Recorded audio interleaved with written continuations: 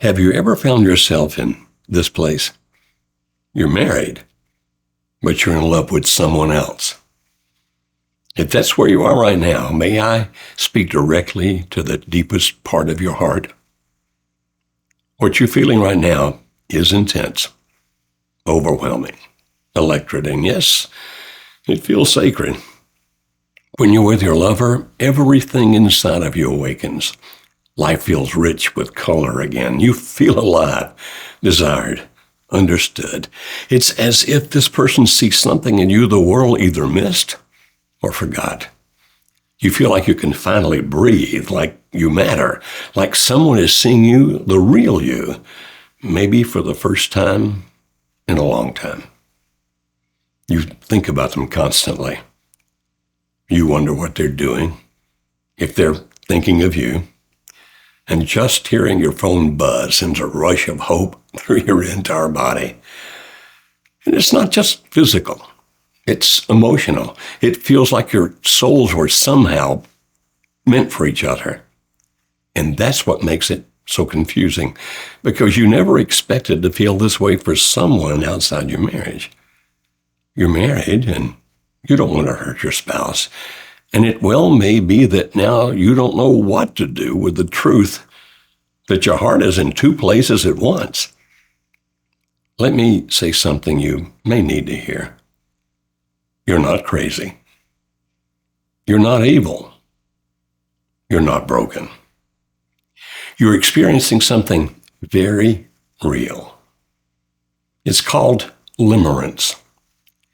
Limerence is a deep emotional longing to be with the other person that you now idealize. You feel that there's no one who compares to them. It's not just a crush. It's not just chemistry, although brain chemistry is very much involved. It's an intense, overwhelming connection that makes you feel alive again. It often starts innocently. A conversation, a laugh, a shared vulnerability. But slowly, it becomes more. Your brain starts to wire itself around this person. You begin to imagine a future with them, to feel that life without them would be unbearable. But here's the hard truth. Limerence is powerful, but it doesn't last. Please now, before you turn me off thinking I don't know what I'm talking about, please give me a couple of minutes to explain. I've been in love with a woman while I was married to my wife. I experienced limerence in its strongest, deepest form, so I understand it from having lived it for more than 3 years before it finally faded. Hers faded too. It had to. Why? Well, research indicates that the intense emotions of limerence typically last between 3 months and 4 years. I'm Dr. Joe Beam. And over the last 31 years, I've worked with thousands of people in limerence. I've witnessed it less than 5 times where it lasted as long as 4 years. Seldom has it lasted 3 years, and it always fades. Now, I'll explain in a minute that it has to, not because the people involved are bad and not because it wasn't real, but because the brain cannot stay in that heightened state forever. It's like being on a roller coaster nonstop. Eventually, the ride has to end. Now, I could go on to explain both the anthropological and biological reasons that limerence must not last, or it would eradicate humanity, but you don't want to hear all that. Just know that when it does begin to fade, your lover starts to see you more clearly, and you start to see your lover more clearly. While in limerence, you each seem nearly perfect to each other, but in reality, no one's perfect. Every person has their flaws, their habits, their ordinary daily realities that may seem cute now, but don't as time goes on. And feelings always change. Any intense emotion will alter with time. Maybe I should say it this way. Every intense emotion will alter with time. If you examine your relationships over your lifetime, you'll see that I'm right about that. For example, the emotions a person feels for their newborn in their arms isn't the same emotion they feel toward the child when that child is 6 or 16. If you have children, you likely felt a tremendous love and a desire to absolutely protect them when you first saw them come from the womb. But if you felt that same intense level of love right now, ask yourself if you might feel differently about possibly leaving your family for another person. Oh, I'm not trying to make you feel guilty. I'm only trying to explain how emotions change with time. And the same will happen with what you feel for your lover. Just as it has with time toward your spouse, it will change. That means the version of love you feel right now won't stay the same. And while you're caught in the beauty of this moment, you may not be thinking about what comes next. But I ask you gently to consider, what will this cost? What will it cost your children if you leave their other parent? They're the ones who watch how you love. The ones who will one day ask why home didn't stay whole. What will it cost your spouse if you leave them? The one who may have failed you, yes, but who trusted you, who built a life with you, who will carry the weight of betrayal even if they never show it. And what will it cost you?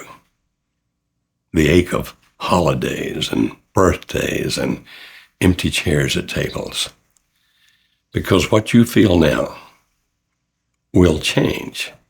But the consequences, they last. What begins as freedom can become regret. What feels like destiny can later feel like devastation. If you're still watching, it's because you do care about your current marriage and family. So before making a firm decision to leave for the other person, are you willing to make sure it's the right decision? Not just for you, but for the people you care about? What do I mean? Give us a chance to help you think through all you need to think through before you decide whether to leave or to stay. In 3 days, we can give you enough information to make your decision based on what you feel is right for your life. We do not make the decision for you, nor do we manipulate in any way what your decision will be. We simply teach.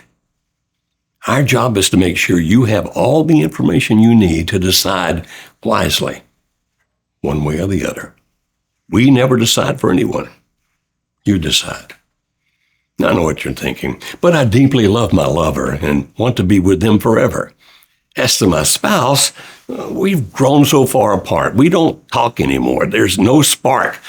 And maybe that's true for now. But don't you owe it to yourself to discover if the spark you feel for someone else is actually a sign of what your heart is capable of? What if those feelings are a mirror showing you what you long for? And what if you could find all of that, not in someone new, but in someone renewed? For the sake of your future happiness, for the sake of those that you care about, it's definitely worth 3 days to make sure. And we want to help. You may not know all you need to consider to be happy with your decision for the rest of your life, but we do. And that's not hype. That's what we do every single day. We help people in the very place you are right now, people in love with someone else, people ready to leave, people who thought the marriage was over. If they decide to rebuild their marriage, we help them learn how to love deeply again. If they decide to leave their marriage for their lover, we've given them the information to have peace with their decision. Your story's not over. And your best love story might not be behind you or beyond you. It might be right in front of you, waiting to be rewritten. So here's our invitation. Don't give up on your marriage, not yet. Not until you've honestly examined your heart and your mind. You can schedule a free conversation with us at marriagehelper.com/call. You won't talk with a counselor, but one of our staff who will listen and who will let you know what we can do for you. Please let us help. We have the information and the experience. We have the path. You just need to take the next step. Choose hope. Choose healing. Choose love that lasts a lifetime.